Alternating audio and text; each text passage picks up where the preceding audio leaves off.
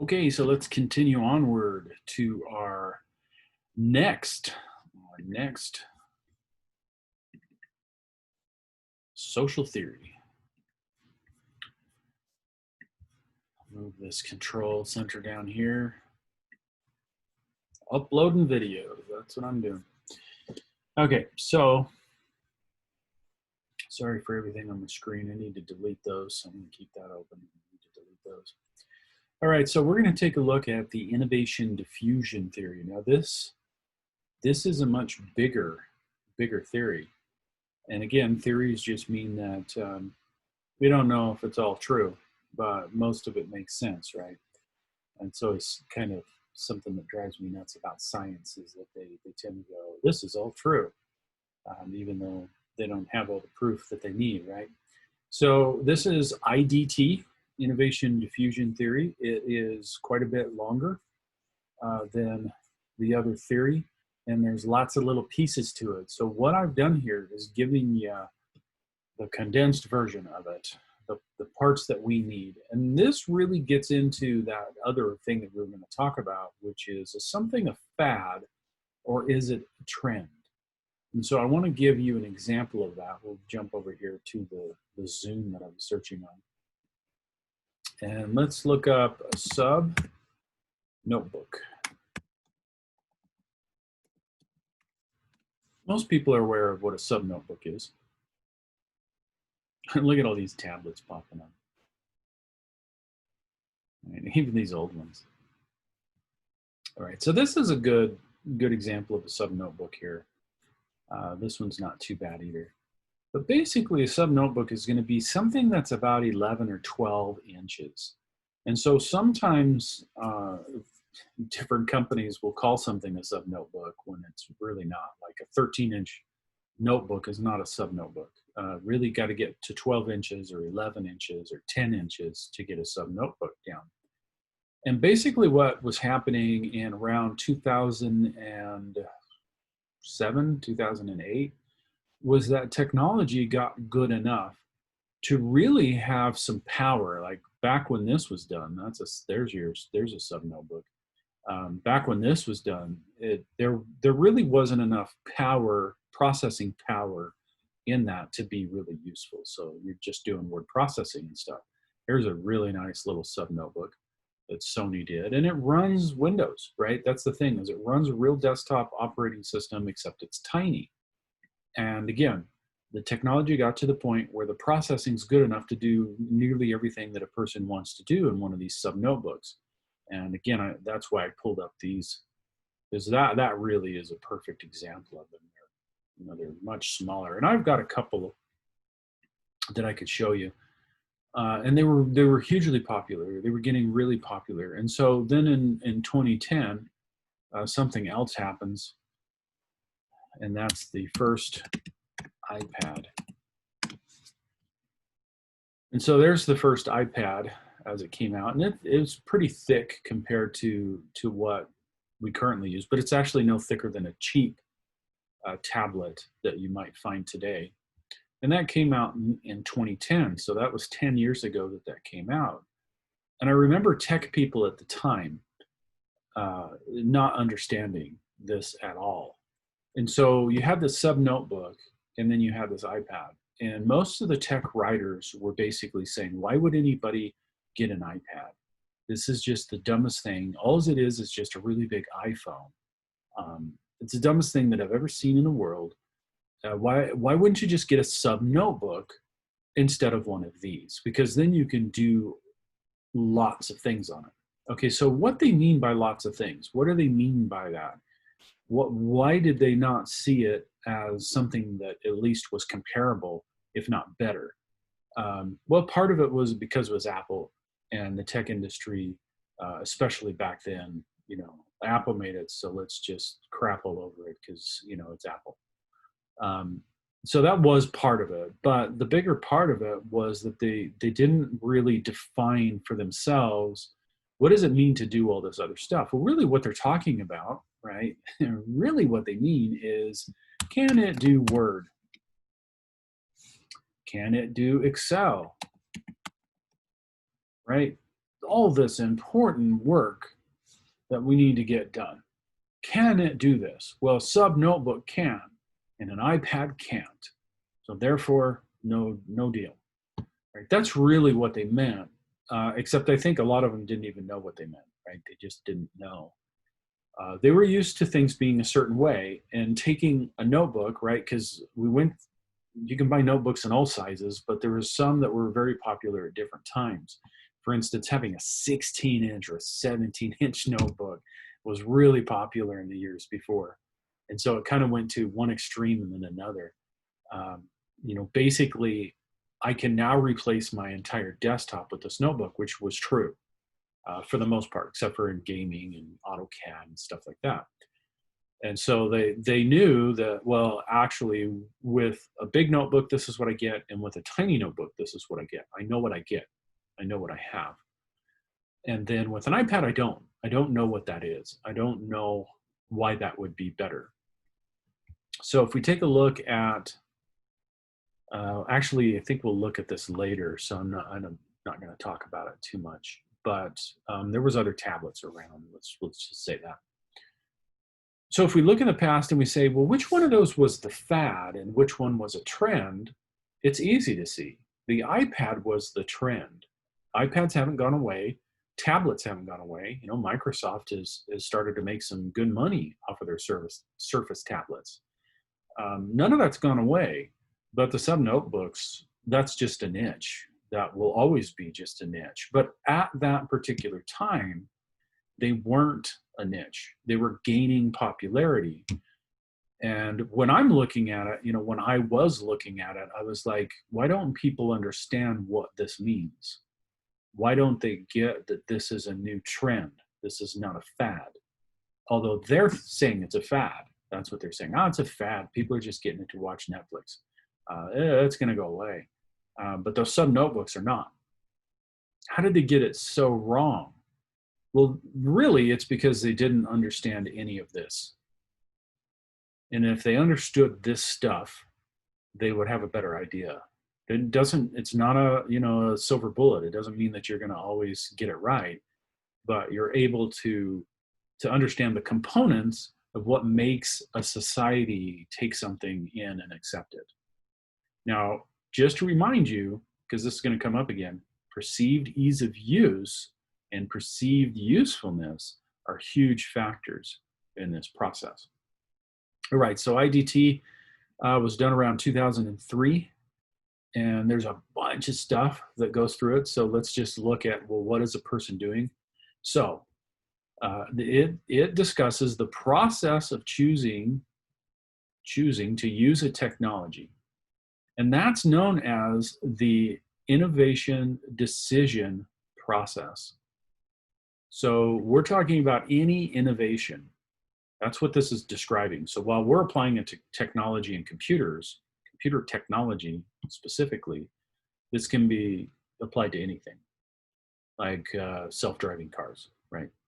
So that's what IDT looks at, the process of choosing to use a technology, and that's known as the innovation decision process. How do I decide to do this? Through this process, a person passes from gaining knowledge, that's the first step, we're going to gain knowledge about the innovation, to forming an attitude, remember that attitude we talked about before, about the innovation itself. So once the attitude is formed, an individual makes the decision to accept or reject the innovation. So when you're looking at this process, a person learns some stuff about whatever the innovation is. Then they formulate an attitude. How's that attitude formed? Well, we looked at that in TAM. It's formed by usually the main components of ease of use, right? How easy is it? And how useful is it? And then there's those social factors, and we're going to get into more of the social factors here.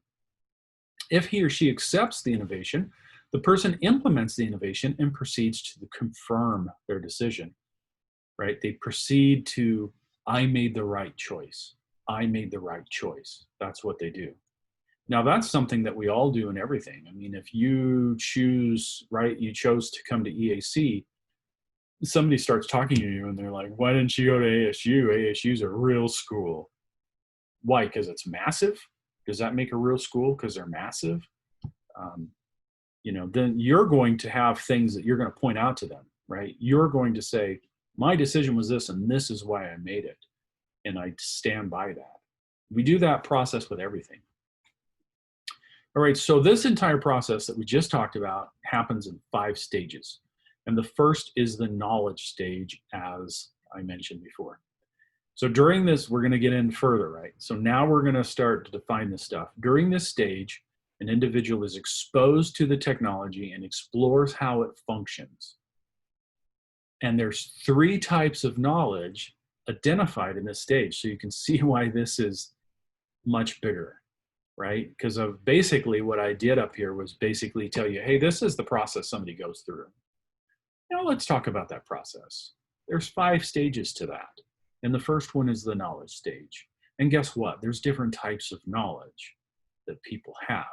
So let's take a look at those types of knowledge. I can't tell you how valuable this is when you go out and work for a tech company, any organization doing tech, that's what I mean. It's so valuable because you can see where the problems are within your organization and you can actually help solve those problems. That's fantastic. Anyway, so you but there's awareness knowledge, and that just means I know it exists, right? So if we take a broad technology like smartphones and you take an older person, right, then they're aware that smartphones exist. They know that they're there. That's one type. How-to knowledge is I know how to do it, right? It's gathered from change agents, which we talk about later, or early adopters, which play a vital role in the change. How-to knowledge, meaning I know how to use it. I can use it. That's when, grandma sits down next to you and goes, what's the deal with these smartphones? And you start to go, look. That's how-to knowledge.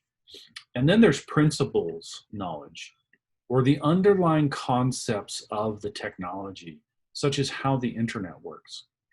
Now, this principles knowledge is not necessary for acceptance, right? There's tons of people that don't know how the internet works, but they use the internet, right? But sometimes not having it may result in the person not using it. So in other words, they'll start to use it and then they'll quit. So sometimes you need to know why this is all happening, but most of the time you don't. And that's known as principle knowledge. Like we use wireless networking all the time. People don't know how that functions, but they use it. They've accepted that technology and they have the how-to knowledge of how do I set up a wireless network on my computer, but they don't have the principle knowledge of why they're doing those things. But for some people, if they don't have it, they may discontinue using it. All right, so the next stage is persuasion. Persuasion, and that means what it is. Individuals at this stage look for information regarding the technology, evaluating which sources of information are credible and their peer attitudes. Remember the social aspect of this. All right, so at this stage, people are looking for more knowledge that will persuade them to use it. So basically, they become aware of cell phones. They've sat down and kind of looked at it and seen how they work. Now they're looking for information that would convince them that they need to use this. And if they can't find that information that's going to convince them to use it, then they'll stop. That's really what it means. Individuals at this stage look for information regarding the technology. They evaluate which sources of information are credible. I can trust this one. I can trust my nephew, or I can trust this article I read. And they evaluate peer attitudes towards the technology. So you have a cell phone? You don't? Why don't you have a cell phone? What's your reasoning? Right? That's what they do. They talk to other people and say, why? Tell me, give me information.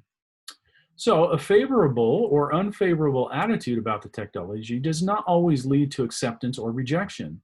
So in other words, they may talk to their friend about cell phones and they know, I don't have one, I'm not going to use them, I hate them, and everything in their life, and now it's just coming around with you, and I have to always, I'm not going to use it.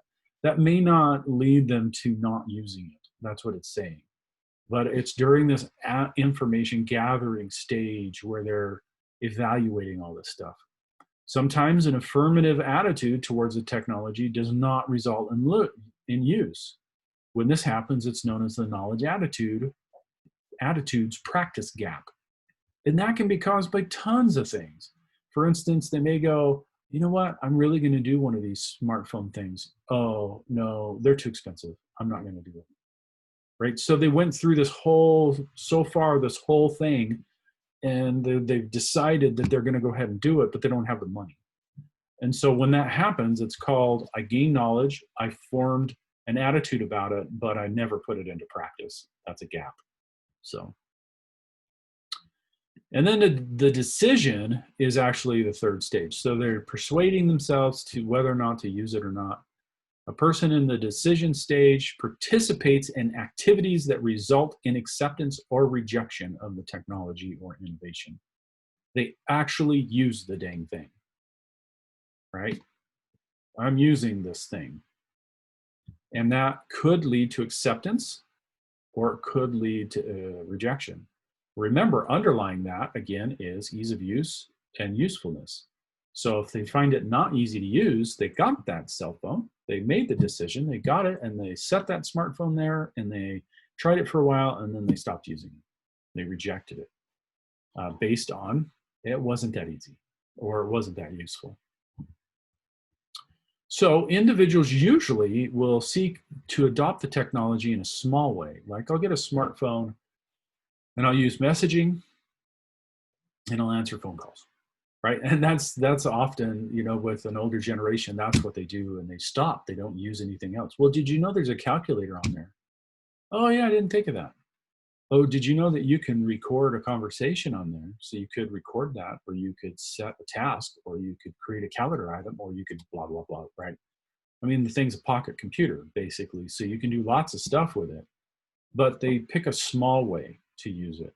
And they want to find success. Everybody wants to find success. In effect, they're trying out the technology before fully committing, because technology takes learning. It takes effort, it takes time. So do I want to spend that? Let's try it in a small way.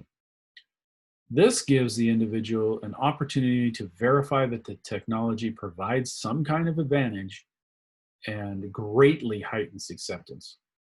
And so really what I've seen this in play so much, especially again in the older generation picking up cell phones and using them. They'll get it, they'll start to use a couple of things on it, and then they just stop doing that, right? And then later on, as they now have become more comfortable with it, they start to see the advantage, right? They start to see that getting that message from their granddaughter or something was important to them. And that greatly heightens the acceptance. And now they start using it a lot, right? As the name of the phase implies, overall rejection of the technology happens at this stage. So basically, this is the decision stage. If they decide they don't like it, this is where rejection usually happens. Although it can happen in the entire process. It can happen in different times. So what I described was a passive rejection for a while. Person never explores what the adoption of the technology means. They got the cell phone, they did a few things with it, they use it just like a normal phone. That's a passive rejection. Active rejection is the person was going to adopt it, but just, in other words, they were going to use messaging, they were going to do all that, and they're just like, I don't need it, not going to do it. Don't need it in my life. If the individual chooses to accept the technology, they go to the next stage, which is implementation. And that's the actual use of the technology in your daily, everyday life. So during the decision process, right, you're actively using it. But in the implementation, you've made the decision, you're going to use it, and now you're learning about it. Now you're going to try to implement this thing really into your life. How to fully implement the technology. That's what you're going for. However, a change agent, or one who has accepted the technology and understand it, is helpful in resolving any issues, providing education on its use. And so that's what we often become to people.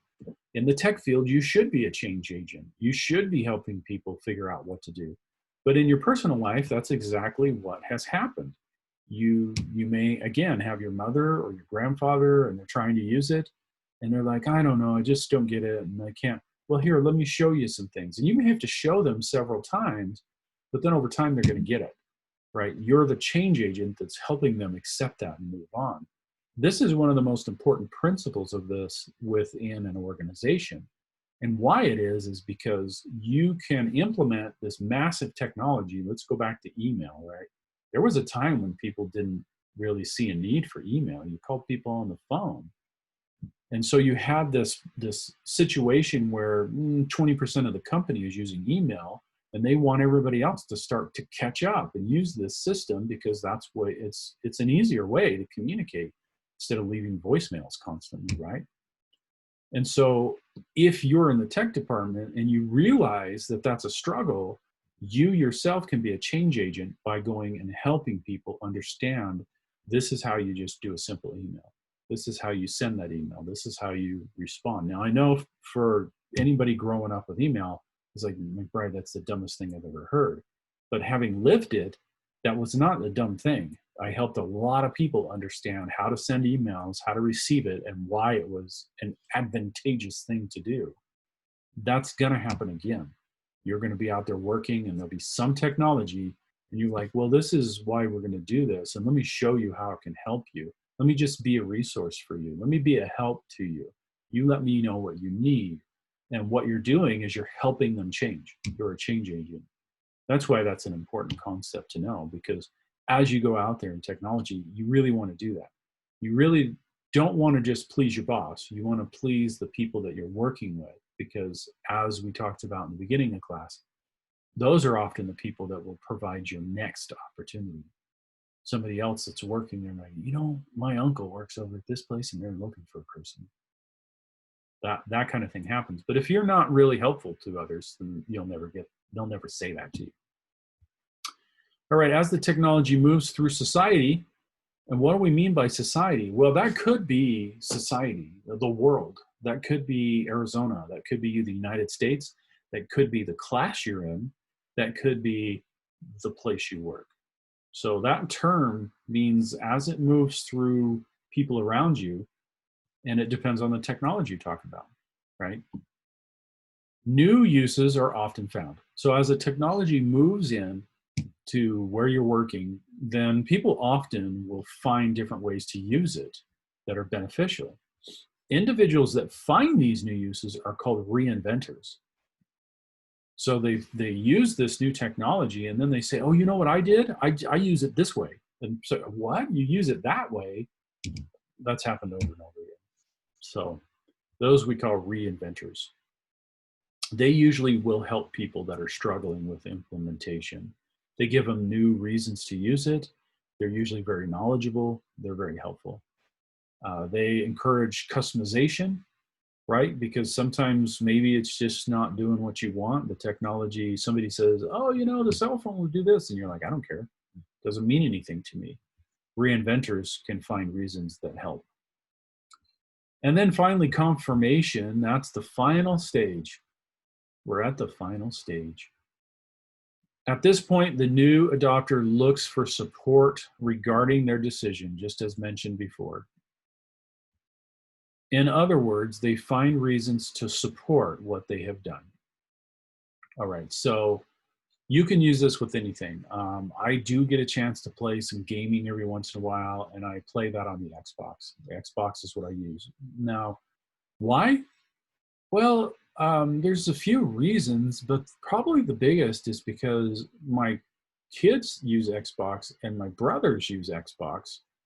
And that's the social part that I want to play with them, right? Not just by myself. And so we have this whole online relationship that happens. And if I had PlayStation, that wouldn't happen, right? I would just play my own stuff. Now, if they all had PlayStation, then that would be different. And so they find reasons. That's a reason that I give to support what I've done, which is play Xbox and pay for Xbox Live. That's a reason why I've done that. And that you can do that with any technology that you've implemented. You can look and say, well, what are the reasons why I did this? That's what people do in the confirmation stage. That's why some people were upset in class when I was like, why do you use Chrome? Oh, wait a minute, I'm challenging your confirmation. You use it because, crap, I never really confirmed it. Is it beneficial to me? I have no idea if it's beneficial to me. I just use it, right? It destroys that confirmation stage when a person just chose it because society is doing that thing, right? The adopter wants to be at peace about their decision, and so they'll seek reinforcement of their choice. I want to know that I did the right thing. If the person receives too much information incongruent to their decision, in other words, opposing their decision, then they may stop using. So here's a good example. For many, many years, if you had an iPhone in the tech world, you were seen as not a techie. So it's like several years ago, that was a badge. Now, how that came around was the fact that Apple was this little tiny company and they made iPods. And then all of a sudden they made this super popular phone. And then all of a sudden they made this super popular iPad. And then people started jumping in and using their computers like crazy, right? They used to be down to like 4 or 5% of the US computer population. And now they're more like 10%. So it's still not huge, but there's a lot more people. And of course, if you look at the phones in the US, right, that's all these things that are thrown around all over the place. They're about 50% of the people that use them. But initially, see, tech people didn't like Macs because, well, Apple, because they didn't know anything about them. They didn't really know how they functioned or how they worked. And they were supposed to be the ones that knew, I know stuff, right? And so when people start bringing iPhones, they're like, oh, crap, I don't know how to do that. And I don't want to learn it. And so, iPhones are stupid. If you're a tech person and you're using an iPhone, you're not a tech person, right? And so what would happen, and I actually saw this, you'd see students come in and they'd have an iPhone. And after a while, some of them in this confirmation stage, because they weren't sure if they should have got an iPhone or not, discontinue use because they want to be a tech person. And all their other tech people sitting around them, they'll have Androids. And so, man, social pressure and my confirmation, I don't feel good about myself, I didn't make the right decision, I'll go get, an Android phone. And part of that was because back then Google really wanted to capitalize on the open source movement. So they used Linux to get all those open sourcers in, And so a lot of people still, they think, oh yeah, if you use an Android, you're a tech person, you know how to do stuff, which of course is not valid at all. And usually when you see people that are actually over tech departments, in other words, they know a crap ton of stuff, they usually have iPhones. Now it's not as big of a deal, but that's an example to where people would be like, oh crap, all my friends have Androids, so I'm gonna get that next time. Right? There's social pressure. They cannot get what they need in this confirmation stage, and so they become disenchanted and they discontinue using it. Right? And then replacement discontinuance happens when the person replaces the technology with a competing innovation. And that's what I just described. All right, so that's the 5 steps. That's what a person is going to go through and how it moves from person to person to person throughout a society. Now let's look at the attributes of the innovation. So when you look at relative advantage here, relative advantage, right? That's my not ease of use, but how much will this be useful to me, right? Compatibility, they break this down further than our ease of use and all right, so compatibility, let me move on and not get off track here. So compatibility, how compatible is it with everything else I'm using in the tech world? How compatible is it in my life?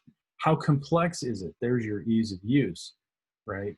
Trial ability, can I try it? This is something that is important. So you may see a technology on TV and go, wow, that's so cool, but you don't get a chance to use it. And that may you may not ever consider using the technology because you just It's so rare you don't get a chance to actually try it. And then observability means, can I observe it in use? So these are attributes of an innovation, meaning if I see this innovation in the wild, as they say, can I do these things? Can I evaluate its advantage to me? Can I evaluate whether or not it's compatible with what I do, how complex it'll be, whether or not I can actually try it? Can I go to a store and play with the dang thing? Can I see other people using it? These things, missing any one of these things will slow down the adoption rate. It'll slow down the ability for it to get into society. Perfect example of this, the brand new virtual reality stuff, right? So virtual reality is just a term that means taking the real world and doing it virtual.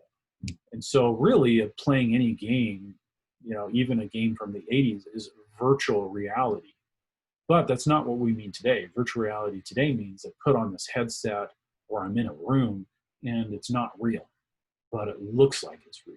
That's virtual reality. That's a lot harder to try out. You can't just walk down to Walmart and say, I want to try your VR stuff. That slows the adoption because it's not available for people to really see. So when you miss something like that, it slows it down. Doesn't mean it's going to kill it, right? But it does slow it down. All right, so that's what this part describes, all those little things. And then let's look at some variables that influence this diffusion. One of them is the type of innovation. Is it optional? Is it collective or authoritative? Well, what does that mean? So hopefully you're putting this in your notes because this is not in here, right? Optional means, if I don't have to use it, then I may never use it because it's optional. That's an iPad, right? iPads are not forced on everybody. So they're not gonna, adopt them as quickly. Now, if you went and worked at a school where they said you will use iPads, then that becomes authoritative. You will use them. And that's, again, what happened with computers in the early 80s. It's like, here's your computer, you will use it. And that increases adoption immensely because you're going to be fired, right? So authoritative means it's going to be adopted much quicker. And then collective means that the option is there, but as a societal group, most people are doing it. And that can really describe having smartphones at this stage. Actually, probably about 5 years ago would be a better, they're optional. You don't need a smartphone, but almost all of society is using them. It's part of a collective that's moving forward. So the second is the communications channel used. If you push that out on mass media, that's going to hit everybody, right? And that's what commercials do. Again, Chrome is a good example of that. They owned none of the browser world. Google started from zero, but they had their name, right? Google. And people were already using their search. They're already starting to use Google Docs. So they make their own browser because they don't want Microsoft or somebody kicking them out of their browser. And so they make their own browser and then they just pound the media with it. Look how fast Chrome is. Chrome's the fastest. Chrome is so fast, so fast. You got to use Chrome. Chrome is so much better. Made by Google, right? And as I said in other classes, they're the golden child. So they made a good product. So it wasn't a piece of junk when they released it. It was good. And they pushed that through mass media. Then it becomes interpersonal, right? Interpersonal is, what do you use as a browser? Use Chrome? I'll have to try that out. That's interpersonal. And then the third is the nature of the social system. What the heck is that? Well, such as the degree of interconnectedness and norms. That doesn't help, does it? Well, interconnectedness refers to how much individuals in the social system trust and rely on each other. Not just, the social system, what are you talking about? Where you work, family you're part of, the students that you associate. There's so many social systems that you're a part of in this life that interconnectedness influences how quickly something moves through a system, through a social system. So And then norms, right? Norms refers to the rules of society. And again, that's that's what made people uncomfortable. It's like, well, you choose Chrome because that's the social norm. And as a tech person, right, we don't choose technology that way. Like fundamentally in our heads, we don't choose technology because everybody's doing it. We choose technology because it provides some advantage to us. That's why we choose technology. That's what we think when we're choosing a technology. And so that becomes very difficult for people when they realize, oh, I didn't do that. I just chose it because that's what everybody uses. I actually had somebody in technology tell me that. So they work at EA and they were like, why don't you just use Chrome on this computer? Because we have like 4 browsers on everything. And I was like, why should I use Chrome? Well, because everybody uses it. Okay, I guess that's a reason, definitely. Of course, I had to explain, we have 4 browsers because sometimes we have picky little problems in 103 and you have to switch browsers. If you're just using Chrome and Chrome's the only thing you got, now you got to just deal with the problem. You can't fix it. So anyway, and then the fourth is the extent of change agents promotion efforts. Remember those change agents and how important they are. And so in this situation, if you were in an organization and you're trying to get everybody to use, let's say you're trying to get them to use tablet computers because they're easier to manage, they're easier to fix, they're easier to replace. And so, but doing so means that people have to really learn different ways of doing things because they do operate differently. Well, if you've picked out people within your organization that are really good with that, then you want them to be little leaders. And you want them, hey, can you help this person out? They're having a hard time. And that's a change agent promoting what's happening. And that's really where this stuff comes invaluable, right? It's kind of nice to know, like, how do I make choices and how other makes choices? That's nice. But this is really when you're working for an organization and you see this struggling happening and you're like, they're not using this new application and the company's getting pissed at it, but they're not actually using change agents. They could actually pick these people that are good at what they're doing and say, can you come in here and help, right? You're their peer. You're not from the tech department. Can you come and help this person understand? And you promote that, and then the whole problem goes away and everybody starts using the application, unless of course it just sucks. All right, and so if it's being used for your personal use, that's different than if it's used as an organization, and I've mixed my examples as we've gone through just to talk about that. But organizational innovation decisions, those are a little different. Overall, organizational innovation decisions are adopted slower as they involve the entire organization. So it may take more to get the organization to fully adopt it. However, the process can proceed quite different because organizations have the ability to use a coercive power to obtain the diffusion, meaning they can say you will use it by this time. Now, most organizations don't do that, but there are times when it happens. We have a brand new tracking system for our whatever, and we're going to start using that on January 1. The other one's gone. That's very coercive. You will use it. The other one's not going to exist anymore.